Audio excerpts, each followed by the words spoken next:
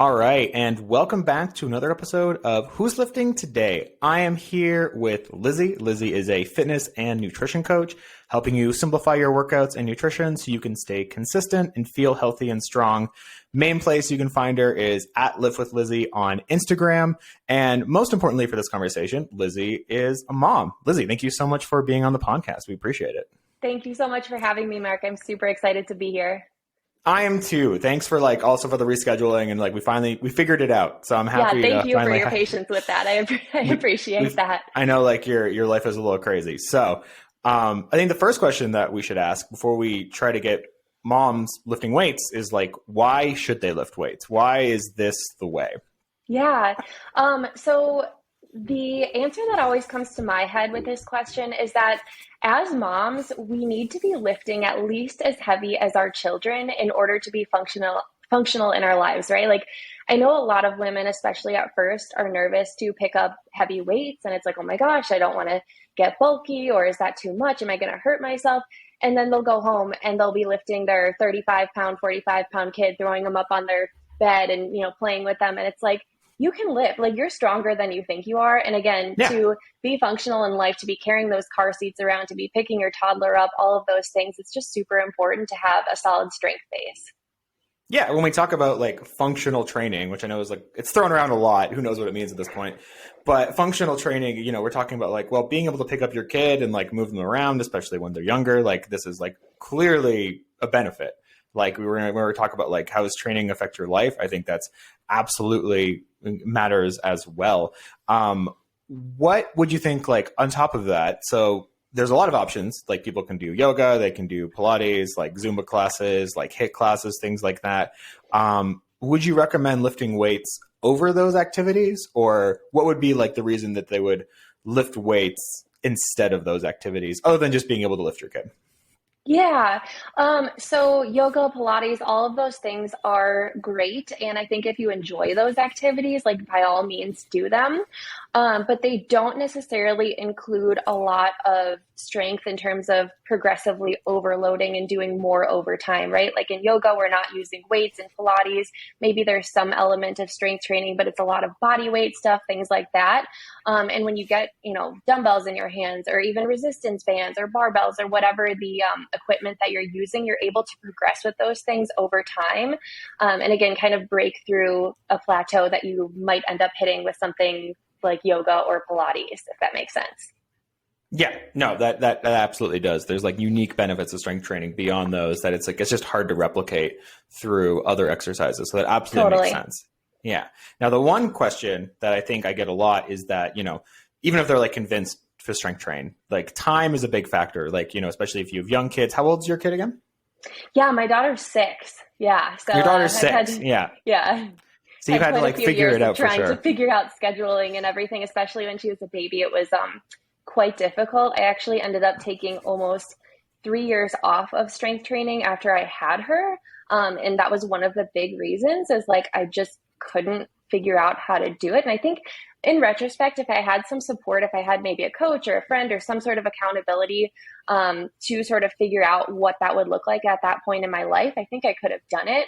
But going from having no child and no real, life responsibilities, if that makes sense, to all of a sudden having a human that literally depends on you, even with the help of a partner, it was just really tough to figure out, okay, what does my workout life look like at this point? Do I go to a gym? Do I do stuff at home?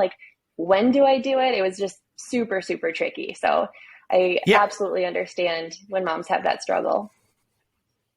Yeah, and that's why we're bringing you on today, because I think for those who do want to train that have young kids, the rules of life are very different because you kind of look in hindsight, and I've worked with a lot of moms with young kids, and they look at their old life as wow, I just had unlimited time, much free time, and now I have this kid and I had no idea the flexibility that I had. So for those who want to train after they have a kid and their kid is quite young, you mentioned in retrospect, you didn't have to take those 3 years off. What was something you could have done that would have gotten you, some workouts in, or what does that look like? Is that in a gym? Is that at home? What would, what's your recommendation for that? Yeah, so I think it really depends on the situation. So the first thing that I will say is at the time I had the mentality of like I have to be lifting, 4 or 5 days a week or it doesn't even matter, because that's what I had been used to doing before having a kid. I was in the gym for, an hour and a half at least 4 times a week because I genuinely enjoyed it and I was making progress and all of those things. But I thought that's what I had to be doing right off the bat as soon as I got back into it postpartum. And so that's the mindset that I went in with it.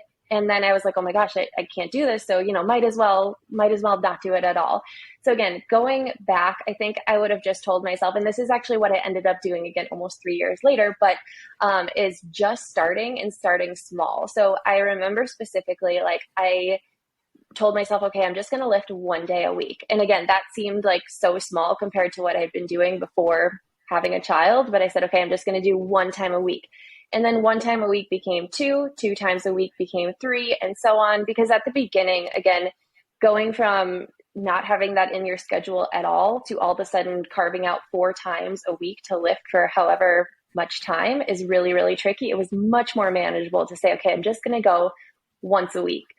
And to answer your question about like at home versus going to a gym, I think honestly, again, that depends on the situation. For me, it's always been really important to get that time away from home and away from my little one. I love her dearly. But to get away from her and to be able to have that time for myself. However, I know for some moms, that's not maybe realistic or not realistic at the moment. Maybe they're stay at home moms who literally just don't have that option. So, you work with what you've got. And then also some people just don't mind or enjoy working out at home too. So again, I think sometimes it takes some trial and error to figure out what's going to work best for you. Maybe you try going to a gym, you see if that fits into your schedule. Maybe you find a gym with childcare. If that's not an option for you, again, work with what you have, grab a pair of dumbbells off of Amazon and just start. Just start. Yeah, no, I Yeah. think that's great. And like not with the expectation of it's going to be like before, which I think Yeah. is important to understand. At least not at first, especially, like one day you went from like 4 days a week to 1 day a week. And like that was probably like the right thing to do. Like it's just kind of, get into it.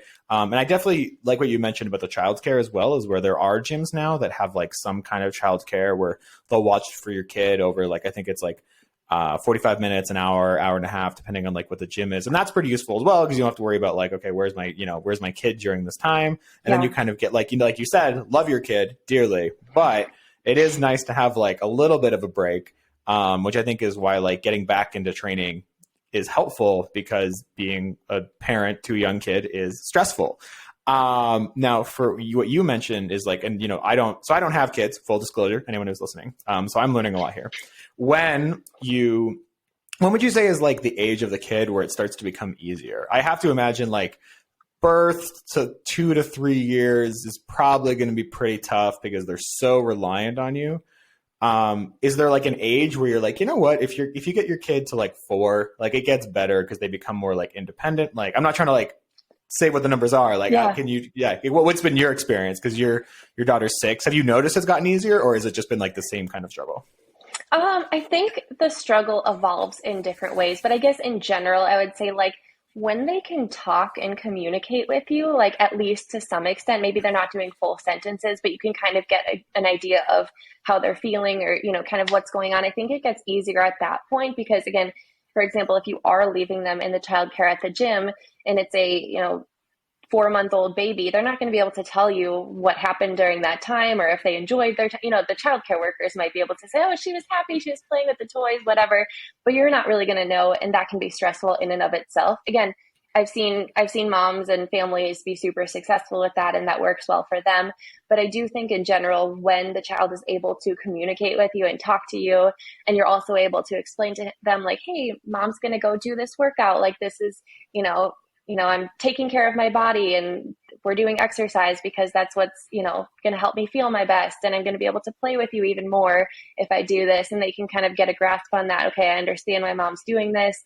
I think that's the point where it gets easier again, when there's some level of communication with you and the child. Okay. Yeah. You can actually like tell them like, hey, mom's going to go work out now. And they're not like devastated that you're like leaving the room. I think, yeah. Yeah. No. Yeah, that's totally fair. Now, one question I think I get a lot with parents is like, Kids will mimic their parents a lot, and that like includes their workout routine. I've worked with women who will like send me photos of, you know, their kids trying to like do the exercises mom's doing, and it's like it's adorable and like super cute. For yourself, like for those who are concerned, can kids lift weights with you? Is that something you can do together if you want to do together, or is that something that they should like push off to the side for now? Because I know there's a lot of concern there. Yeah, so I think again, like many of the questions I've already answered, the answer obviously is it depends on your situation, your kid, you know, your preferences and all of these things. In general, I think if the child shows some interest in what you're doing and you are open to including them, I think it can be really fun. I know a lot of the moms that I work with have a lot of fun with that. And for example, we had this experience during the pandemic when the gyms closed, and I had been obviously working out in the gym, and all of a sudden I was, you know, down to a few pairs of dumbbells and some bands at home, and we were all together in our, you know, small 1,000 square foot apartment for however long. It kind of forced that interaction to take place, if that makes sense. So my daughter was seeing, oh, this is what mom is actually doing. Like, that's what she's been doing all these times when she goes to the gym. And she wanted to, you know, pick up the resistance bands and do things like that. Obviously, she was 4 at the time that this was going on. So I didn't really love that she was trying to pick up the 35-pound dumbbells. So we kind of had to set some boundaries. Goes for the big weights immediately. Yeah, totally. But yeah, it was fun for her to, you know, she would play with the resistance band a little bit while I was, you know, doing what I was doing, and we would sort of do it alongside together, and it became sort of a fun thing. And I also have clients, with my clients, I have them send me their form videos, and I have several clients who work out at home. And so it's really funny. Sometimes I'll get, you know, the kid in the background and they're cheering for their mom doing their squats, or the mom will let the child film the form video for them. The camera's really shaky, but you can hear, "Go mom, you're so strong" in the background. And it's like the most adorable thing. So again, I think if that works for you and you feel like you're still, you know, getting what you need to get done in that amount of time, and you know, your child's happy and all of those things considered, I think it's an awesome option to be able to include the kiddos. Yeah, I think it's great. And I think, you know, for me, and then I totally agree with what you're saying. I used to train kids for like a period of time.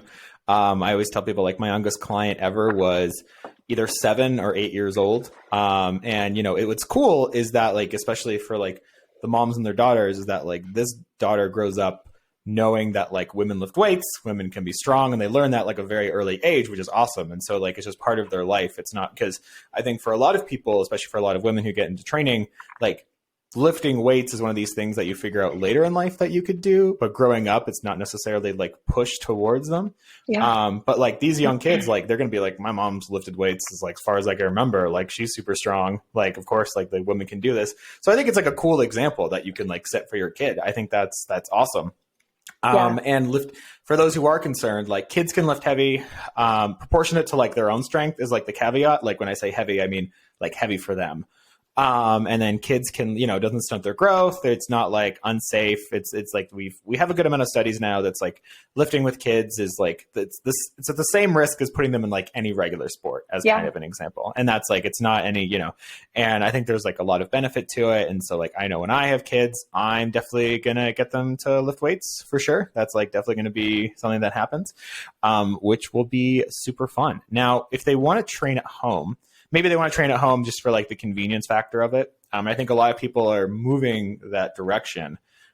What equipment do you recommend that they have? Like, let's assume that they're new to strength training, they're trying to get into it, and they're just like not sure what to buy. What's your recommendation on that? Yeah, so I always recommend like at least one pair of dumbbells to get started. I know that's like pretty minimal, but at least one dumbbell or one pair of dumbbells can get you pretty far, especially when you're just starting out. Like in my example, I was 3 years postpartum, like pretty much hadn't done any strength training during that amount of time. And so I did start back up in a gym, but again, I could have used a single pair of dumbbells for a decent amount of time and progressed with that. I think I know during the pandemic, a lot of my clients who train at home have gotten those like, what are they called? They're like the adjustable dumbbell sets where you can like, you know, make a 5-pound dumbbell, a 30-pound dumbbell, 40, you know, I don't know how to explain it, but you know what I mean? Adjustable dumbbells. So those are great. Yeah. Convenience wise, they have a small footprint. Some resistance bands are always super helpful, a yoga mat. But again, if you're like picking one or two things to get, maybe you're on a limited budget or you just don't have the space for it, a pair or two of dumbbells and maybe a resistance band or two and a mat. And that'll take you a long way, especially at the beginning.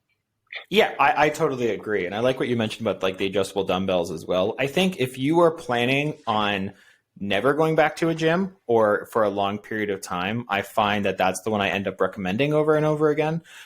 Just because it's like, well, once I have dumbbells, like works great to start out with.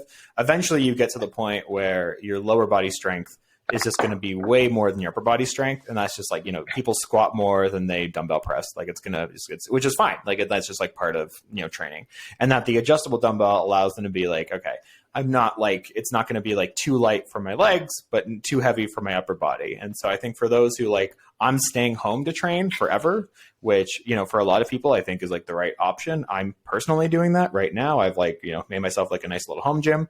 Is that like adjustable dumbbells, I think, give you a good amount of versatility. And like you said, like kind of like the footprint of them where like the adjustable dumbbells don't take up a lot of space. So Right. if you train in like an apartment, like you were talking about, that those are going to be things that are, it's going to fit into your space as well as like be versatile for a lot of exercises. So I like what you mentioned there as well. But yeah, just dumbbells are probably going to be the best way to go, especially if you're like new to lifting.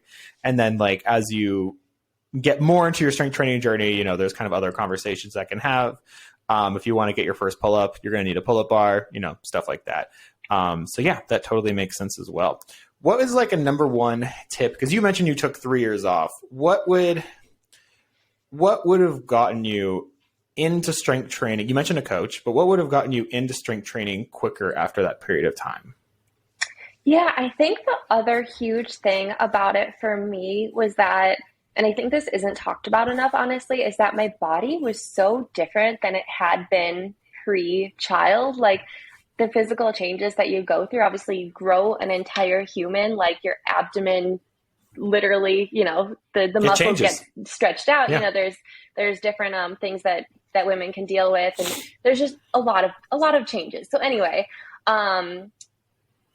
also, I feel like my strength was so much less than it had been before that, like, again, I just had this mental block of like, my body is different. I'm so weak, all of these things, like, and it was just a super humbling experience to say the least, is like getting back into it. And I used to be squatting, 200 plus pounds. And now the barbell feels extremely heavy and I'm getting sore in places that I used to not. And this feels weird and that feels weird. And it was just like a strange experience. So I think, again, getting sort of over the mental block of like, your body's going to be different no matter what, no matter how you delivered your child, whether it was a C-section or, a natural delivery or whatever the case may be, like there are going to be changes, and know that in some ways it's almost going to be like starting from scratch. And maybe depending on, where you were before your pregnancy and how much time you take off afterward, maybe you still will have somewhat of a base, there, but regardless, there will be changes. And to sort of just accept that, I think is huge, because I did not accept that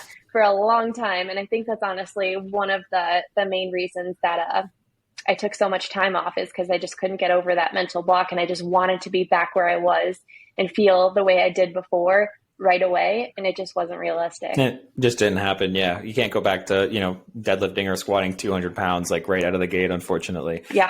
How long would you say it took to get your old strength back? Oh, that's a good question. Yeah, I feel like it was at least a year or two at right now. So again, 6 years postpartum, 6.5 almost. I am stronger than I was pre-pregnancy.